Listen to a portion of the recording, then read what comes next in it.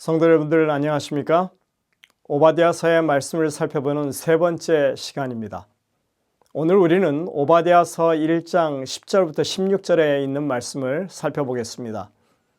우리는 오바댜서를 통해서 에돔의 파멸이 그들의 교만 때문이라고 하는 사실을 앞장들여서 충분히 살펴보았습니다.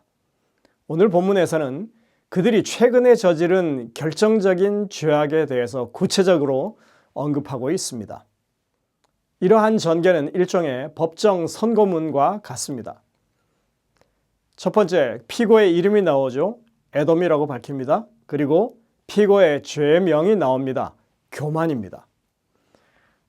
이걸 카이즘이라고 하는 문학 구조를 통해서 아주 강조하고 있는 그 모습을 우리가 봤습니다. 그리고 세 번째, 피고에 대한 판결이 나옵니다. 완전한 파멸이라고 밝히고 있습니다. 그리고 네 번째, 이 판결의 근거, 무엇 때문에 이런 판결을 내렸는지에 대해서 근거를 밝히고 형 집행에 대한 언급을 하고 있습니다. 바로 오늘 본문입니다. 먼저 1장 10절의 말씀을 살펴보시겠습니다. 내가 내 형제 야곱에게 행한 포학으로 말미암아 부끄러움을 당하고 영원히 멸절되리라. 오바댜서가 한 장으로 구성된 선지서이긴 하지만 문단 구성을 제가 계속 하면서 보니까 이 10절은 이전 단락, 즉 피고에 대한 판결의 완전한 파멸의 마지막 문장으로 가장 잘 어울린다고 하는 것을 새롭게 봤습니다. 그래서 사실 이것은 세 번째 이 형의 이 판결문 속의 주문에 가까운 그런 내용에 들어가는 것입니다. 하나님은 이 구절에서 에돔이 교만해서 저지른 행동들을 포학이라고 하는 이런 단어로 규정하고 계십니다. 포학이라고 하는 것은 히브리 말로 하마스입니다. 그래서 어디서 많이 들어본 그런 단어 아닌가요? 이 최근에 이스라엘과 하마스 간의 전쟁 때문에 매스컴에서 많이 들어왔던 그런 이름입니다. 하지만 히브리 단어 하마스는 그냥 일반 동사에서 온 일반 명사입니다. 오늘날 이스라엘과 전쟁을 벌이는 이슬람 무장단체의 이름 하마스는 특정 정파를 가리키는 고유명사이고 아랍어로 이슬람 저항운동이라고 하는 머릿 글자를 따온 줄임말입니다. 실제로 히브리어의 하마스와는 아무런 관계가 없는 단어입니다. 단지 발음이 비슷할 뿐이죠. 그래서 여러분들 오늘날 하마스의 의미를 이 성경이 말하는 포학으로 생각하는 그런 혼선이 없기를 바랍니다. 성경이 말하는 히브리어 하마스는 그 포학이라고 하는 것은 폭력적이고 잔인하고 악행을 일삼고 불의한 것을 가리킵니다. 여기서 말하고 있는 폭력은 그냥 폭력이 아니고 악의에 가득 찬 폭력입니다. 극도의 악행을 말하는 것입니다. 창세기 6장 11절에서 보면 홍수로 파괴되기 이전의 그 세상을 가리켜서 세상에 포악이 가득하다라고 그렇게 묘사하고 있습니다. 그 마음에 악이 가득하고 개선의 여지가 전혀 없는 상태를 말하는 것입니다. 교만이 커지면 그만큼 무서운 결과로 치닫는 것입니다. 하나님이 일하실 여지가 점점 줍니다. 계속적으로 성령의 역사를 거부하고 끝까지 받아들이지 않는 것입니다. 그런 사람들, 그런 나라들을 포악하다고 그렇게 성경은 말하고 있습니다. 여러분은 오늘날의 세상을 어떻게 바라보십니까? 세상은 포악으로 가득 찼습니까? 아니면 아직은 정의가 살아있는 상황입니까? 어떻습니까? 세상은 점점 더 포악해 가고 있습니까? 우리는 커져만 가는 포악들에 대해서 하나님의 백성으로서 어떤 태도를 가지고 대해야 할까요? 예루살렘의 멸망을 눈앞에 둔 상황에서 예레미야 선지자는 이렇게 울부짖었습니다. 지나가는 모든 사람들이여 너희에게는 관계가 없는가?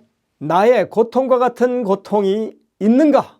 볼지어다 여호와께서 그의 진노하신 날에 나를 괴롭게 하신 것이로다. 같은 시기에 에스겔 선지자는 하나님의 인치는 천사의 활동에 대해서 이야기하면서 하나님이 인치시는 백성들을 향해서 이렇게 기별을 전하고 있습니다. 여호와께서 이르시되 너는 예루살렘 성읍 중에 순행하여 그 가운데에서 행하는 모든 가증한 일로 말미암아 탄식하며 우는 자의 이마에 표를 그리라 하시고, 하나님의 백성은 세상의 죄악에 눈 감지 않습니다. 진리를 아는 사람들은 사람들의 고통을 못 본 채 하지 않습니다. 이들은 이 세상을 향한 하나님의 증인들입니다.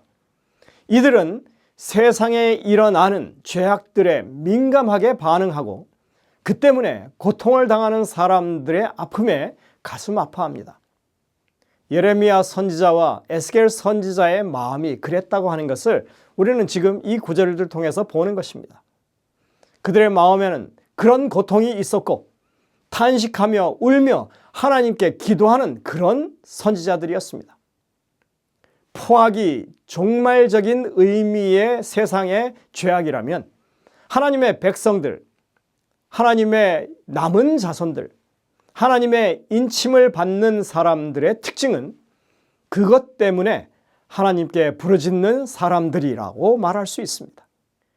세상의 불의에 맞서는 그런 단체로서 어떤 집단 행동을 하라는 말씀이 아니라 이들이 가지고 있는 사명은 하나님의 정의와 공의가 무엇인지 세상에 알리는 것이고, 그리고 포악한 자들 때문에 고통받는 사람들을 위해서 간구하는 일이 그들의 일이라고 하는 것입니다. 우리는 좀 더 편하고 안일한 삶을 위해서 부르심을 받지 않았습니다. 우리는 하나님의 심장, 그리스도의 심정을 가지고 세상을 구원하시는 하나님 편에 서서 동역하도록 부르심을 받았습니다. 우리는 이 일을 위해서 부르심을 받은 것입니다. 우리는 세상에 하나님의 공의로운 심판을 증거하고 고통받는 이들을 위해서 기도해야만 한다고 성경은 가르치고 있습니다. 하나님은 이제 에돔의 구체적인 죄악을 나열하십니다. 그 내용은 1장 11절부터 14절에 상세히 말씀하십니다. 내가 멀리 섰던 날 곧 이방인이 그의 재물을 빼앗아가며 외국인이 그의 성문에 들어가서 예루살렘을 얻기 위하여 제비 뽑던 날에 너도 그들 중 한 사람 같았느니라. 내가 형제의 날 곧 그 재앙의 날에 방관할 것이 아니며 유다 자손이 패망하는 날에 기뻐할 것이 아니며 그 고난의 날에 내가 입을 크게 벌릴 것이 아니며 내 백성의 환난을 당하는 날에 내가 그 성문에 들어가지 않을 것이며 환난을 당하는 날에 내가 그 고난을 방관하지 않을 것이며 환난을 당하는 날에 내가 그 재물에 손대지 않을 것이며 내가 거리에 서서 그 도망하는 자를 막지 않을 것이며 고난의 날에 그 남은 자를 원수에게 넘기지 않을 것이니라. 사실 여기에 많은 말씀들이 있지만 이 구절들만 가지고서는 예루살렘이 멸망하던 때 에돔이 어떤 죄악을 저질렀는지 구체적으로 재구성하기는 어렵습니다. 시편의 구절에 언급했던 것처럼 그들이 형제의 나라 이스라엘 예루살렘의 성이 무너지기를 노골적으로 주문했던 사실은 알 수 있었습니다. 하지만 그것은 매우 단편적인 조각에 불과합니다. 이곳 오바댜서에서는 그들의 구체적인 행동이 조금 색다르게 표현되어 있습니다. 이 구절들은 크게 두 가지로 이렇게 구성되어 있는데 그 날이 과연 어떤 날이었는지, 그 날에 에돔이 무슨 일을 했는지 딱 두 가지로 나눠서만 이렇게 언급하고 있습니다. 그날은 형제의 날이었습니다. 형제의 나라가 고난당하는 날이었습니다. 재앙의 날이었습니다. 이방인이 재물을 빼앗아가는 그런 날이었습니다. 외국인이 예루살렘을 얻으려고 제비를 뽑던 날이었습니다. 멸망의 날이었고 고난의 날이었고 환난의 날이었다고 계속해서 이 날이 어떤 날이었는지를 말하고 있습니다. 그런데 그런 날에 에돔은 무엇을 했다고요? 그 특성을 표현한 두드러진 그 표현은 멀리 서 있다는 그런 말이었습니다.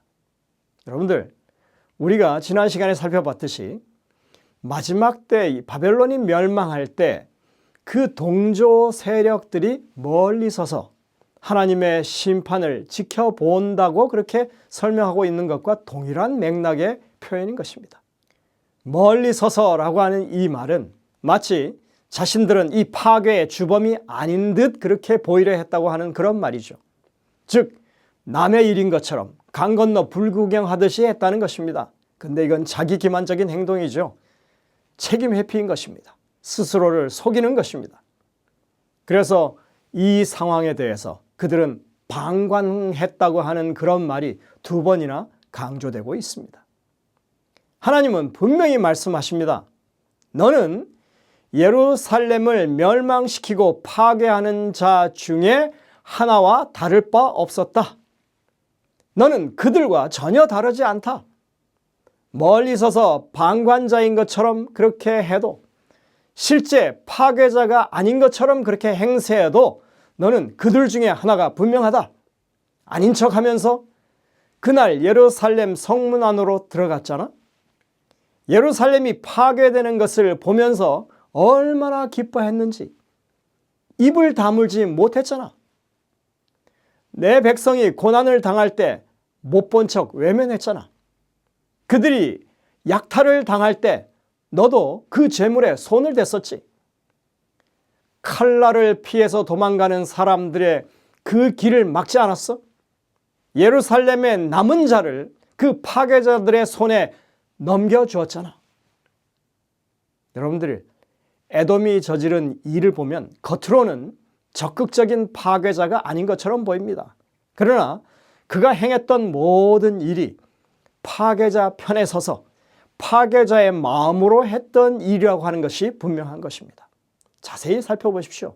이 본문에서 적극적인 파괴의 용어는 등장하지 않습니다. 매우 소극적인 행동만 보여질 뿐입니다. 성 안에 들어갑니다. 살육을 외면합니다. 재물에 잠깐 손을 댔습니다. 도망자의 길을 막습니다. 그리고 남은 자들을 잡아 넘겨줍니다. 직접적인 살인이나 파괴를 행하지는 않지만 그들은 형제의 죽음과 멸망을 마음 깊은 곳으로부터 기뻐하고 즐기고 있었다고 말하고 있는 것입니다. 그들은 똑같은 파괴자의 입장에 있었습니다. 이것이 하나님께서 영원한 파멸이라는 판결을 내리신 구체적인 근거가 되는 것입니다. 어쩌면 에돔은 그렇게 한결같이 하나님을 대적하고 하나님의 백성들을 미워했을까요? 어쩌면 이렇게 처음부터 끝까지 불의한 마음을 가지고 살아갈 수가 있을까요? 여러분들, 이 세상에는 범죄를 저지르고도 자신의 죄를 인정하거나 뉘우치지 않는 사람들 참으로 많습니다. 생각보다 많습니다. 우리가 생각하는 것보다 정말로 흉악한 범죄를 저지르고도 전혀 양심의 가책을 느끼지 않는 사람들이 많습니다. 2차 세계대전 때 나치 유대인 수용소에서 정말 그 수많은 유대인들을 집단 학살했던 홀로코스트를 기획했던 책임자 아돌프 아이만이 그 대표적인 한 예죠. 그는 수많은 유대인들을 대량 학살한 실질적인 책임자였음에도 불구하고 자신이 체포된 뒤에 이제 재판을 받으면서도 줄곧 자신은 위로부터의 명령을 따랐던 공무원에 불과하다고 그렇게 주장하면서 자신의 개인적인 죄를 부정했습니다. 여러분들, 이와 비슷한 범죄자들이 세상에 정말 의외로 많다고 하는 것입니다.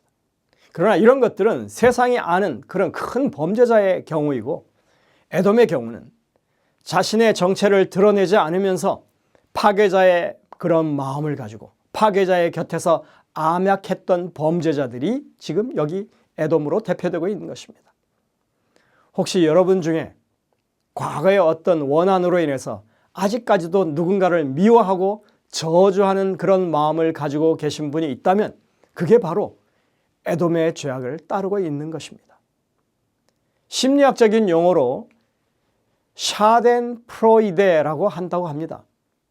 이 말은 겉과 속이 다른 증오의 심리를 말하는 것인데 타인의 불행이나 고통을 보면서 기쁨을 느끼는 그런 감정을 가리킵니다.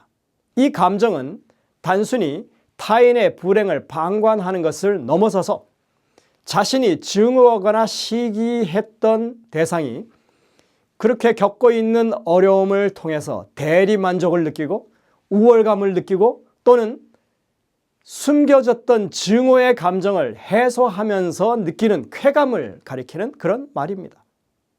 얼마나 에돔다운 이야기입니까? 에돔이 그랬습니다. 그들은 예루살렘의 멸망을 직접 보면서 악의적인 기쁨을 누렸습니다. 이것이 하나님께서 정말로 싫어하시는 일이라고 성경은 가리키고 있습니다. 원수가 넘어질 때 즐거워하지 말며 그가 엎드러질 때 마음에 기뻐하지 말라. 여호와께서 이것을 보시고 기뻐하지 아니하사 그의 진노를 그에게서 옮기실까 두려우니라. 다음 장에 이렇게 말합니다. 내 원수가 배고파하거든 음식을 먹이고 목말라 하거든 물을 마시게 하라. 그리하는 것은 핀 숯을 그의 머리에 놓는 것과 일반이요 여호와께서 내게 갚아주시리라. 여러분들, 이 말씀은 바울이 로마서 12장에서 인용했던 바로 그 말씀이죠. 하나님이 악인을 대하시는 마음은 한결같습니다. 악인들이 하나님을 대적하고 그 백성을 핍박하니까 계속 분을 누르고 참고 계시다가 언젠가 폭발하면 다 멸하시는 그런 하나님 아니신 것입니다. 예수님은 이 땅에 오셔서 내 원수를 사랑하라고 이 성경의 한결같은 원칙을 다시 한번 강조하셨고, 잠언에는 원수라 할지라도 그들을 선대하고 사랑을 베풀라고 하는 말씀을 지금 하고 계신 것입니다. 정말이지 우리로서는 도무지 따를 수 없는 그런 말씀이죠. 아니, 당하는데 어떻게 가만히 있습니까? 갚아줘야죠. 그러나 이것이 그리스도인의 삶의 원칙이라고 말씀하고 있습니다. 사람은 할 수 없지만 하나님이 하신다는 것입니다. 우리가 할 수 없지만 주님이 내 안에 사시면 그 일이 가능하다는 것입니다. 이것이 성경의 가르침입니다. 그리스도인의 도덕적인 수준은 하나님의 능력에 의해서만 유지가 가능하다고 말씀하십니다. 여전히 누군가를 미워하는 마음이 있다면 하나님의 능력을 구하십시오. 그리고 그 하나님의 능력에 의해서 그 마음이 변화되시기를 간절히 바랍니다. 이제 선고의 마지막으로 언제 이들에 대한 영원한 파멸이 집행될 것인지를 말씀하십니다. 1장 15절과 16절입니다. 여호와께서 만국을 벌할 날이 가까웠나니 내가 행한 대로 너도 받을 것인즉 내가 행한 것이 내 머리로 돌아갈 것이라. 너희가 내 성산에서 마신 것 같이 만국인이 항상 마시리니 곧 마시고 삼켜서 본래 없던 것 같이 되리라. 에돔의 멸망은 마지막 때 하나님께서 만국을 벌하시는 그날에 집행될 것이라고 말씀합니다. 물론 지금 고대의 에돔은 더 이상 존재하지 않습니다. 현재 그 에돔이 있던 땅은 요르단이라고 하는 나라가 지금 세워져 있죠. 하지만 그들은 에돔의 후예가 아닙니다. 성경이 말하는 에돔은 지금 하나님을 대적하는 바벨론 세력과 협력하는 또 다른 하나님의 반대 세력 그리고 적대 세력입니다. 그들에게 심판이 임하는 것은 이 마지막 때에 가서 그들에게 심판이 있을 것이라고 지금 말씀합니다. 그들은 하나님을 지속적으로 대적하고 성령의 역사를 부정하고 교만한 마음으로 끝까지 회개하지 않는 사람들을 대표하는 그런 것입니다. 16절의 말씀을 쉽게 설명하자면 과거에 에돔이 예루살렘 멸망 때 축하연을 베풀고 술을 마시면서 즐겼던 것처럼 그들 또한 마지막 때 하나님의 자비가 섞이지 않은 진노의 포도주를 다 들이키게 될 것이고 그 결과로 아예 존재하지 않았던 것처럼 사라지게 될 것을 지금 선고하고 있는 말씀입니다. 이렇듯이 하나님의 심판과 그 선고는 너무나 명백하고 선명합니다. 오늘날 우리는 에돔에 대한 심판에 귀 기울여야만 합니다. 우리의 마음속에 에돔과 같은 그런 마음이 없는지, 아까 뭐라고 그랬습니까? 그 심리적인 이 표현이 샤덴 프로이데. 예. 겉으로는 드러나지 않지만 그 마음 가운데 적대하는 세력의 이 잘못되는 것, 그런 멸망에 대해서 아주 쾌감을 느끼는 그런 잘못된 감정이에요. 왜곡된 감정이에요. 그들의 마음 가운데 교만이 가득 차 있고 형제를 사랑하라고 하는 그 말씀에 대해서 전혀 충성하지 않고, 우리가 하나님을 앞서가면서 성령의 역사를 거부하고 있지는 않은지, 이 마지막 시대에 우리가 감당해야 할 사명의 실체가 무엇인지 바르게 깨우치고 실행해야 한다고 하는 사실을 여러분들 이 오바댜서를 통해서 다시 한번 생각하게 되시기를 바랍니다. 비록 짧은 그런 선고문이긴 하지만 오바댜서는 오늘날 우리에게 강력한 메시지를 전해주고 있습니다. 여러분들, 그런데 이 오바댜서는 결코 이렇게 영원한 멸망으로 끝나버리지 않습니다. 하나님의 이 선고문에는 하나님의 백성의 회복에 대한 분명한 예언이 포함되어 있습니다. 어쩌면 이 기별이 오바댜서의 하이라이트라고도 할 수 있을 것입니다. 여러분들, 하나님의 사랑은 계속되고 그것이 그치지 않는다고 하는 사실을 기억하게 되시기를 간절히 바랍니다. 기도하시겠습니다. 하늘에 계신 아버지 하나님, 이 오바댜서를 통해서 우리가 무엇을 유의해야 하는지, 하나님께서 우리에게 어떤 것을 주의하라고 가르치시는지 분명히 깨우쳐 주셔서 감사를 드립니다. 저희들이 주님의 말씀에 귀 기울이게 하시고 에돔의 전철을 밟지 않도록, 겉으로는 아닌 척 그러나 속은 여전히 파괴자의 그런 명령을 따르고 있는 삶을 살고 있지는 않은지 우리 자신을 돌아보게 하시고 회개하게 하시고 하나님 나라의 백성으로 회복된 그런 모습을 찾아가는, 참으로 하나님이 원하시는 주의 백성들이 될 수 있는 저희 모두가 되게 인도하여 주옵기를 예수님의 이름으로 간절히 기도드립니다. 아멘.